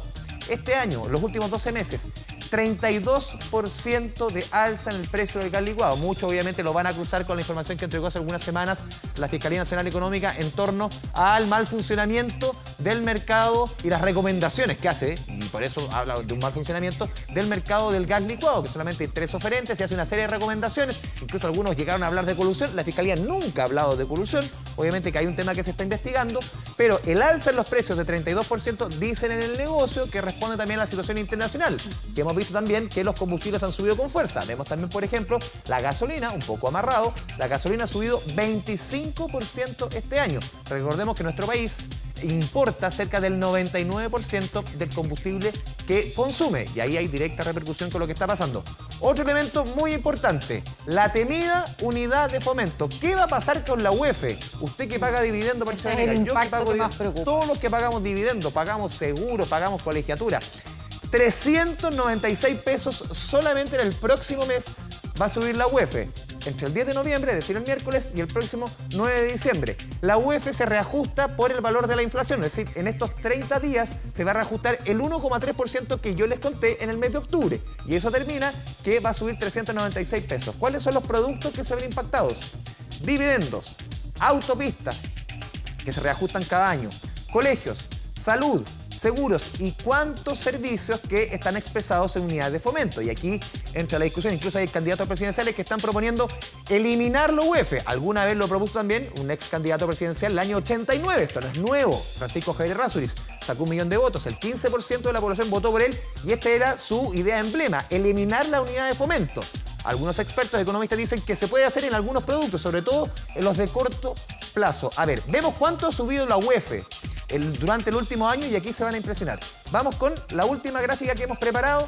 28.866 pesos estaba el 8 de noviembre del año pasado la UEF, Patricio Bene. 28.000 ya. El 10 de diciembre, cuando termina obviamente este cálculo con el reajuste del mes de octubre, 30.880. O sea, solamente por factor inflación, 2 luquitas ha subido la UEF. Una persona, y aquí hacemos el examen o el ejercicio súper simple, una persona, un viviendo bien estándar de 10 UEF de 288.000 pesos que pagaba hace un año, solamente por factor inflación ha subido 20 lucas ese dividendo. Ojalá que esa persona, no es la mayoría de los chilenos, le reajusten su sueldo por IPC. Claro, es la minoría, no son todos. Y aquí se ve uno de los impactos que está teniendo la inflación, el costo de la vida, en el bolsillo de millones de chilenos. ¿Qué está diciendo? ¿Qué están diciendo los economistas? ¿Qué está proponiendo el ministro de Hacienda? ¿Cómo impacta esto en nuestra economía? Según los expertos, se lo preguntamos a José Ignacio Atenas. No, José Ignacio, vamos con usted. ¿Cómo le va? ¿Cómo estás, Andrés? Buenas tardes. Ya no es una advertencia, es un hecho. Así han calificado diversos expertos la situación inflacionaria que está viviendo nuestro país, este 1,13% del mes de octubre que nuevamente sorprende al mercado. Tú muy bien lo decías, se estimaba que fuera en torno a un 0,8%, sin embargo nuevamente supera las expectativas. Ya había ocurrido también en el mes de septiembre y el panorama, la verdad, no es muy alentador según lo que dicen los expertos, porque subir no cuesta nada, pero bajar la cifra de inflación es más bien difícil, sobre todo por las distintos factores, tanto internacionales que se están viviendo en nuestro país. El precio del dólar, por ejemplo, la mayoría de la canasta de lo que consumimos en las familias acá en Chile son productos importados y a su vez también la mayor liquidez en las ayudas fiscales, en los retiros de fondos han impactado bastante en lo que es la inflación y se comienza a percibir. Lo hemos visto también a lo largo de las últimas semanas con diversos, por ejemplo, reportajes también que hemos hecho donde se ve la alza que están teniendo diversos productos. Lo decíamos con el gas, los combustibles, transporte aéreo también, que es un sector que se está reactivando y que comienza a golpear bastante el bolsillo de los chilenos. Lo hablabas tú también, lo anticipabas, el tema de la UEF, 396 pesos se espera que suba la UEF en el mes de noviembre y según lo que proyectan los expertos es que el año termine con un valor de la UEF incluso superando los 31.000 pesos, lo que es bastante alto para los costos, sobre todo los créditos hipotecarios, los diversos contratos que tenemos en nuestra economía. Le consultamos justamente a expertos sobre cómo podría seguir impactando el valor de la UEF y este difícil momento económico que se está viviendo en torno a una inflación que ha ido constantemente al alza y que ya en los últimos 12 meses llega al 6%. Consultamos a expertos y estas fueron sus declaraciones. Al subir la unidad de fomento, suben todas aquellas deudas que están indexadas a ese indicador y, por tanto, el crédito hipotecario es el más afectado. Probablemente, con las proyecciones de IPC que tenemos hasta el momento, en diciembre probablemente ya deberíamos estar llegando a los 31.000 pesos, ¿okay? O tal vez por sobre eso. Entonces, en ese sentido, es que estos incrementos de presión inflacionaria, tanto por motivos externos como internos, indudablemente nos están costando bastante caro. Tenemos, como todos han dicho, un componente de inflación importada, desde luego, ¿verdad? En todas partes del mundo, la complicación en las cadenas de distribución, los problemas de logística, los aumentos de los precios de los fletes han incorporado inflación externa a los países. Eso ha pasado en Chile también, desde luego. Es decir, estamos con un dólar más alto, eso presiona los precios de los bienes transables, todo lo que traemos desde fuera y que consumimos desde fuera. Pero hay otro componente, creo yo, mayoritario, que está, en el caso chileno, gobernado por la gran cantidad de liquidez dando vuelta producto de los programas de subsidios y de apoyo a las familias que se dieron con la pandemia, y sumado a eso, y de manera muy importante, ya sabemos los retiros, el primero, segundo, tercer retiro, y ahora un eventual cuarto retiro de los fondos de pensiones, y también el primer retiro de renta vitalicia. Mayor liquidez, que es una de las preocupaciones de los expertos y es donde también apuntan las autoridades. El día de hoy el Ministerio de Hacienda y también el Ministro de Economía tuvieron palabras para lo que fue la cifra de IPC del mes de octubre y apuntan justamente a esta discusión que se está dando en el Congreso en torno al cuarto retiro y lo que podría tener una mayor inflación al inyectar mayor liquidez nuevamente en la economía. Escuchemos a continuación las declaraciones de las autoridades. No es un fenómeno que vaya a desaparecer de un mes para otro. Esto va a costar que se normalice, ¿cierto? No va a tener que ver necesariamente con la estacionalidad como estábamos acostumbrados en un periodo prepandemia. Estas cifras muestran que la inflación duplicó la meta del Banco Central y es algo que afectará sobre todo a las personas más pobres de nuestro país. Sin duda, aprobar un cuarto retiro de fondos solo serviría para echarle más leña al fuego a esta inflación que sí o sí va a afectar el bolsillo de las personas que tienen menos recursos. Lo importante es que tratemos de controlar esta inflación hacia adelante y que no se mantenga de forma permanente tan alta. Para eso hay que hacer varias cosas. Por ejemplo, empezar a retirar el estímulo fiscal adicional que tuvimos este año. Eso es parte de lo que estamos haciendo en el presupuesto. También es importante que el Banco Central está trabajando a través de normalizar las tasas de interés y retirar su estímulo monetario. Y finalmente hay proyectos de ley, como son el cuarto retiro, que hemos dicho varias veces que pueden tener efectos indeseables sobre la economía. Uno de estos es la mayor inflación. Por eso que tenemos que ser tan cuidadosos con ese tipo de proyectos. Un costo de la vida entonces, Andrés, que preocupa bastante al bolsillo de los chilenos que comienzan ya a resentir estas alzas de precios que se están dando en diversos productos. Joseina Satena, muchas gracias por la información de la economía. Lo decíamos en un ítem que golpea mucho, como el tema de la inflación. Dicen los economistas que sobre todo en noviembre y diciembre van a seguir las alzas. Son meses que son importantes en consumo, en compras, el comercio.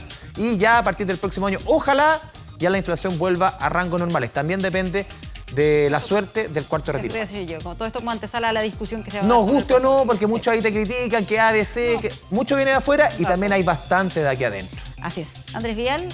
Nos seguimos viendo. Sí, te iba a despedir, pero no, ¿verdad que sigues? No es el caso. ¿Vamos a una pausa? Ya, no ¿Te parece? Vamos a una pausa y ya estamos de inmediato de regreso con más.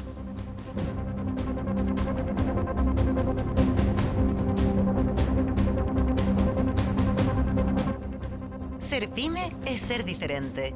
Entra en bci.cl/empresarios y descubre todo lo que tenemos para tu negocio. BCI, seamos diferentes.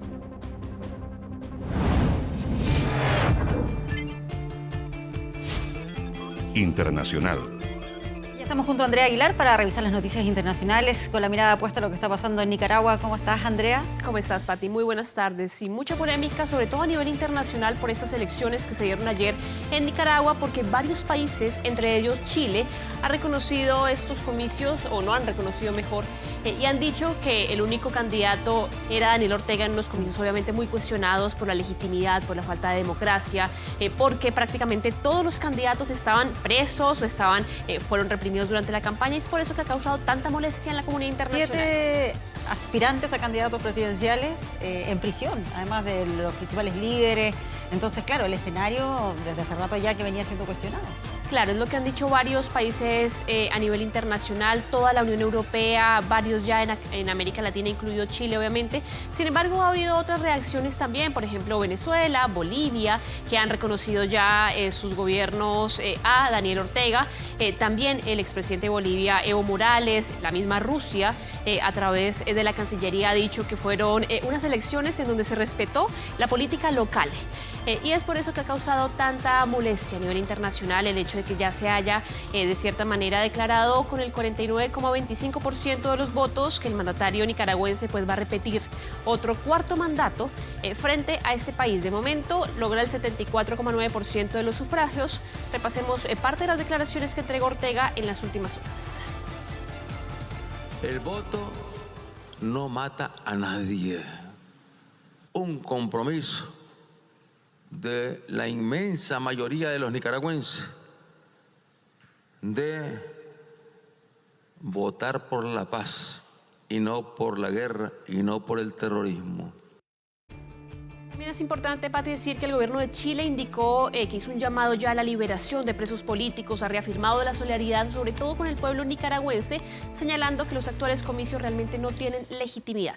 Repasemos parte de las declaraciones que entregó el canciller Andrés Alba.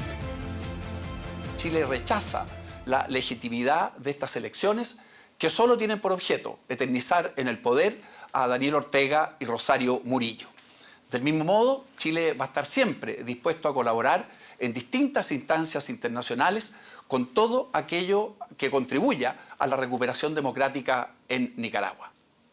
Bueno, y de momento lo que han dicho las autoridades electorales es que se registró una participación de poco más del 65% del padrón electoral. Recordemos que había 4,5 millones de nicaragüenses habilitados para votar en estas elecciones y que entonces se pronostica que habría un cuarto mandato ya para Daniel Ortega, que recordemos está en el poder desde el año 2007. Sería ya su cuarto mandato consecutivo, lo que ha sido obviamente rechazado por decenas de países. Revisemos ahora otras informaciones. Vámonos a Europa, porque los obispos católicos en Francia han acordado hoy vender parte de las propiedades de la Iglesia Católica para poder indemnizar a aquellos que han sido abusados sexualmente por curas.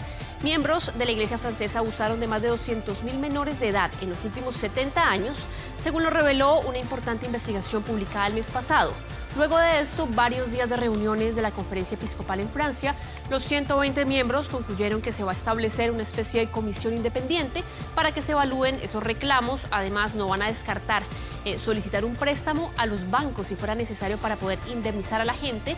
Hay toda una preocupación, Pati, de estos curas por tratar de indemnizar a las familias y a esas víctimas también. De tratar de buscar algún mecanismo de reparación, más aún cuando todas estas situaciones, la mayoría de ellas están prescritas. Exactamente, y aparte han pedido que el Papa Francisco también envíe una especie de observador que les ayude, que los asesore en este proceso para examinar cuál va a ser la respuesta de la Iglesia francesa ante esos 200.000 personas abusadas. Vamos a seguir en Europa, pero nos vamos ahora para Italia, porque la justicia italiana ha condenado a un total de 70 miembros de la llamada 'Ndrangheta, que es el grupo mafioso más poderoso de Italia durante los últimos 10 años. El clan criminal tiene su sede en Calabria, que es la punta de la bota de Italia y que además también es la región más pobre de este país, y controlan la mayor parte de la cocaína que llega a Europa. Alrededor de un tercio de este grupo que llegó hasta el juicio fue condenado a 10 años o más, y 21 personas fueron absueltas. Recordemos también que esta mafia superó a la llamada Cosa Nostra, que es la mafia siciliana, en su capacidad de infiltrarse en las esferas más poderosas de la sociedad italiana. Sin embargo, todavía queda 355 acusados por juzgar y se espera que este proceso, que es el mayor juicio que se le hace desde finales de los 80 exactamente, desde 1986, dura al menos 2 años.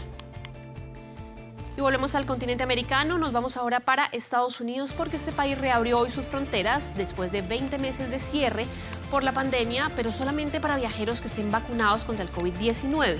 La Casa Blanca ya anunció que a partir de hoy todos los extranjeros que quieran entrar a este país para estas visitas que son consideradas no esenciales, o en otras palabras, turismo, o la mayoría de encuentros familiares también van a poder hacerlo siempre y cuando estén vacunados también por vía aérea y por las fronteras terrestres de México y Canadá, que eran dos de los países que más se habían quejado por este cierre de fronteras tan estricto, específicamente la parte terrestre, y la administración estadounidense mantenía una lista de países con varias restricciones sanitarias. Recordemos que estaban entre ellos los 26 estados de la Unión Europea, también Reino Unido, Irlanda, Brasil, China, Irán, Sudáfrica e India. Respecto a esas vacunas que se pueden usar o que están aprobadas por la FDA, deben tener la aprobación de uso de emergencia de la OMS, como son las vacunas contra la COVID-19 de AstraZeneca, y también se van a aceptar esas dosis mixtas, como los vacunados deben presentar una prueba negativa del COVID-19 que estaba tomada 72 horas antes de poder ingresar. Pero, por ejemplo, ¿la Sinovac está dentro de Está ahí, claro, porque está aprobada por la OMS en uso de emergencia. No está, por ejemplo, la rusa. No, la Sputnik no está. De momento eso sería problemático, por ejemplo, para varios países que apostaron por esta vacuna rusa, que es el caso de la mayoría de los argentinos, también de Bolivia. Ellos tendrían que esperar un poco más para poder entrar a Estados Unidos. Vamos ahora, o nos quedamos mejor en Estados Unidos, porque hay un nuevo accidente que ha ocurrido en ese set de la película Rust. Parece, Pati, la película maldita prácticamente, porque esta vez un trabajador fue mordido por una araña y puede que pierda el brazo. A pocas semanas del fatídico accidente donde el actor Alec Baldwin le provocó la muerte accidentalmente a la directora de fotografía Halyna Hutchins, ahora el técnico de iluminación Jason Miller podría perder su brazo luego de que mientras estaban trabajando fuera mordido por una araña ermitaña parda, que es un arácnido con un potente veneno necrótico que de hecho le provocó una infección en la sangre. Anterior a todo esto, pues el equipo de filmación ya se había quejado en varias oportunidades de falta de seguridad en el set de filmación y de las condiciones laborales que no eran adecuadas. Y por esto los trabajadores habían denunciado que se produjeron al menos 2 disparos por accidente de armas de utilería, una explosión no controlada de los efectos especiales y bueno, ahora una picadura de araña. Y vamos ahora a Europa, porque el ministro de Relaciones Exteriores de Tuvalu, vean ustedes esas imágenes, pronunció un discurso para la cumbre climática, pero sumergido hasta las rodillas en el agua del mar. El potente mensaje buscaba mostrar cómo su nación isleña del Pacífico está en la primera línea del cambio climático. Imágenes de Simón Cofe de pie, con traje, con corbata, instalado ya en el mar, se han hecho virales en redes sociales, llamando obviamente la atención sobre la lucha que ha tenido Tuvalu contra el aumento del nivel del mar. Está previsto que se muestre en la cumbre climática el martes, mientras los líderes presionan para que se tomen medidas más agresivas para limitar el impacto del cambio climático. Esto en el marco de esta cita que se va a extender hasta el próximo 12 de noviembre. Y finalizamos, Pati, con imágenes que son fuera de este mundo literalmente, porque por primera vez una mujer china realizó una caminata espacial desde que despegaron de la Tierra hace 3 semanas. A bordo de la nave Shenzhou 13, la astronauta Wang Yaping se convirtió en la primera mujer del gigante asiático en caminar por el espacio y lo hizo acompañada del comandante de la misión, Shai Shizak, y esta, recordemos, es ya la segunda de las 4 misiones tripuladas necesarias para completar la Estación Espacial Tianhe a finales del próximo año. El pasado 4 de julio, ya los integrantes de la misión Shenzhou 12 habían realizado una primera caminata espacial de China en los últimos 13 años y la anterior había sido en el 2008 a bordo del Shenzhou 8. Por eso estas imágenes históricas que llegan hoy desde China. Muy bien, Andrea Aguilar, quedémonos con esas imágenes. Muchas gracias por acompañarnos acá esta tarde. Para irnos a una pausa, 2 de la tarde con 35 minutos, ya estamos de inmediato de regreso con más informaciones.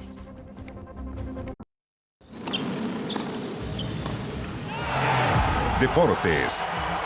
Vamos con el deporte. Triunfo de la Católica ayer en San Carlos de Apoquindo. Don Sergio Pinto, hace un par de semanas yo tuve que presentar con la derrota de la Católica. Ahora de masoquismo pasamos a la otra cara de la moneda. Este era un regalo de cumpleaños que te tenemos, Andrés. Muchas gracias. Anticipado. Sí. ¿Cuánto? ¿Ah? ¿28? 28 más 15. 43. Felicidades, Andrés Biel. Felicidades por tu cumpleaños, por tu día.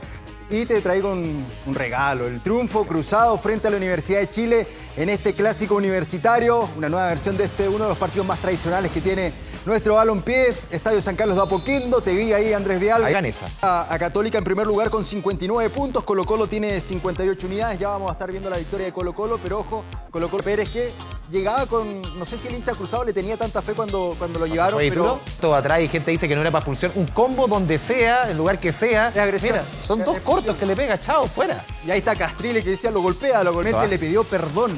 Escuchemos. Hoy día me parece a mí que no hubo justicia en la cancha. Hubo un penal claro, reconocido por el responsable hoy día del arbitraje, pero no sirven los pasillos que reconozca eso tiene que ser reconocido en la cancha. Entonces, después, un evidente foul a Arias, que convierte gol ahí Sampedri, también es una jugada viciada. Entonces, eso es lo que yo reclamo, la justicia que debió ocurrir dentro del campo de juego. Solamente un punto, Sergio, respecto a lo que decía Relojito Romero al gol de Sampedri. No fue falta. O sea, Cachila Arias no salta. Ahí está el problema. Fue error del defensor uruguayo de la Universidad de Chile. Nos vamos al Monumental con este partido que marcaba el regreso de los titulares luego de ser contactos estrechos.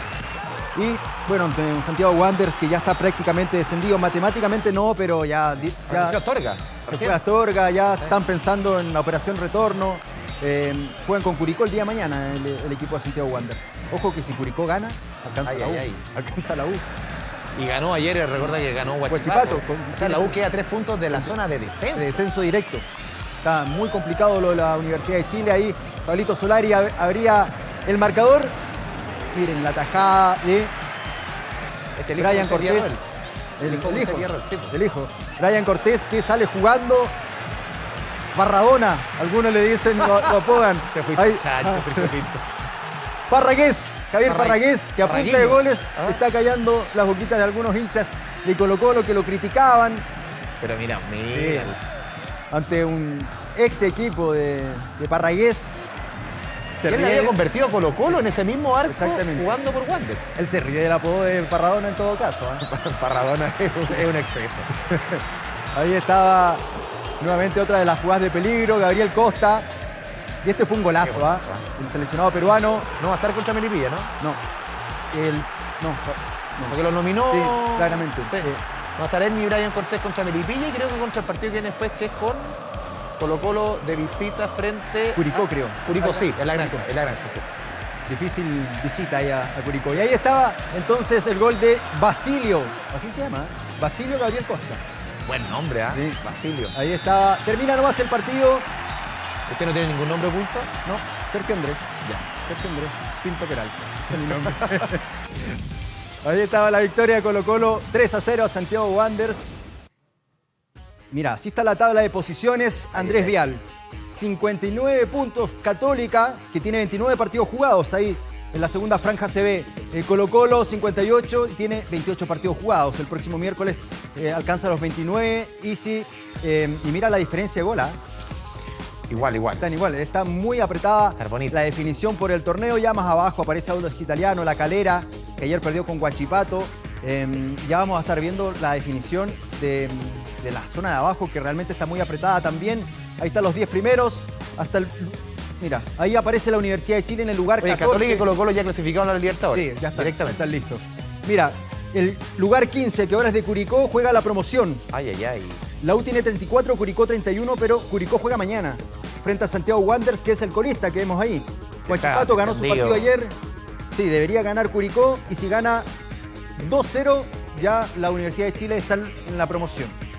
A esperar lo que haga Huachipato, que Huachipato le toca también con Católica. El calendario de Huachipato también. En 2 fechas más. Sí. ¿Vamos a corte, Andrés? Vamos a corte, vamos a la pausa, seguimos con más deporte con don Sergio Andrés Pinto Peralta. Llegó Britton. ¿Llegó Britton? Sí. Me regaló. Estamos de vuelta, Andrés Vial, y con ustedes el regalón. Benjamin Britton Díaz. El colocolino. Colocolino. Oye, pero está hoy. Bueno, es que. Una polera Cobreloa, la de Copiapó, la de Bandechea. Es que lo que pasa es que, claro, se bajó el avión, tiene que hacer una espera ahí. Me imagino que los ven y ya todo el mundo lo ubica. Obvio. Se tiene que haber sacado 3.500 selfies en el aeropuerto. Y acá yo ya contabilicé como 10 a 15. La gente le trata de hablar, le dice thank you, le trata de hablar en inglés. Tengo la impresión que ya la sonrisa se la va a empezar a acabar. Sí, yo creo que ya no le está siendo muy simpático todo esto. Pero ahí está Ben Britton. Hoy comienza oficialmente los trabajos de la selección. También llegó Eric Pulgar a todo esto. Llegó en el mismo vuelo, pero nadie saca una foto. Enzo Rocco también, que jugó ayer. Eric Pulgar todavía está en duda. yo no sé si vaya a llegar Difícil para que los llegue. partidos. No ha hecho fútbol en la No ha Fiorentina. hecho fútbol. Tal vez llegue al segundo partido con Ecuador, pero al de Paraguay... No, y lo que digo yo, no solamente no ha jugado, no ha entrenado con nada. pelota. Sí, por eso llama la atención que no viajó. El técnico de la Fiera está indignado de decir poco. Estaba molestísimo con el cuerpo técnico y médico de la selección chilena. Pero bueno, la noticia de hoy es que llegó Ben Britton. Hay entrenamiento a las 17 horas. Va a haber declaraciones también. Mañana hay conferencia de prensa a una hora que a toda la prensa le encanta. A las 8 de la noche va a hablar Martín Lazarte. Mañana te toca largo. Sí, 20 horas. Oye, pero tú que has seguido durante radio. tantos años la selección, ¿es normal que los técnicos de selección no cuiden a los jugadores? O sea, los reciben esa semana y los hacen. Ellos se preocupan de su trabajo y más encima en una fecha. Recordemos que Chile está ahí expectante, está en el sexto lugar. A la Guaite, claro. 13 puntos tiene la selección chilena. 16 tiene Uruguay, que está en el quinto lugar. En el cuarto, Colombia tiene 16 también. O sea, está a 3 puntos del cuarto lugar. Y el que está tercero, que es Ecuador, tiene 17. O sea, todavía hay diferencia de 3 puntos, pero si Chile le gana a Paraguay... No hay que perder. No hay que perder. Y a Ecuador hay que ganarle. Acá ya, sí, o sea, pensando en que a Ecuador hay que ganarle. Exactamente. Pero bueno, hoy todavía faltan... Mañana llega el gran grueso de los jugadores que militan en Europa. Mañana llega Arturo Vidal, mañana llega Claudio Bravo, mañana llega Alexis Sánchez, gran parte de la generación dorada. El que no va a llegar, y ya es oficial, es Charles Mariano Aránguiz. Lamentablemente el volante ahí arrastra una lesión en la pantorrilla derecha desde hace semanas. Además había sido descartado por su entrenador, por su técnico del Bayer Leverkusen para esta doble fecha, pero Martín Lazarte no escuchó esto. Lo voy a nominar igual. Lo nominó, lo incluyó dentro del listado, pero él sabía que prácticamente era imposible. Él sí que ni siquiera ha trotado en estos días. Está peor que Pulgar. Era imposible que jugara. No, y imagínate lo que fue una lesión muscular, que es distinto a un golpe, Sergio, como lo que pasó con Alexis en la Copa América. Lesión muscular, lo hiciste jugar mal y estuvo 3 meses fuera. 3 meses fuera. Y eso no quiere decir que Martín Lazarte lo nominó así al azar. Él tenía la esperanza de que se recuperara, pero era imposible. Ya Charles ya tiene una edad... 32, 33 años, que ya la recuperación no es la misma. Es joven todavía, pero ya tiene una vasta experiencia. Él comenzó a jugar desde muy joven, entonces ya tiene... Y la recuperación no es la misma. La recuperación no es la misma, dice Andrés Vial. Y ya no viene, ya es oficial que no va a estar en nuestro país. Por último, hablemos un poquito de Paraguay. El rival de la selección chilena que va a estrenar técnico, lo vemos ahí, los más románticos del fútbol de los 2000. Maravilloso. Qué dupla. Los mellizos. Con Martín Guillermo Palermo y Gustavo Esqueloto se sacaban una foto con los otros mellizos. Con los mellizos Romero. Los mellizos Romero se sacaban una foto. Que está sin club también. Sí, salieron de San Lorenzo.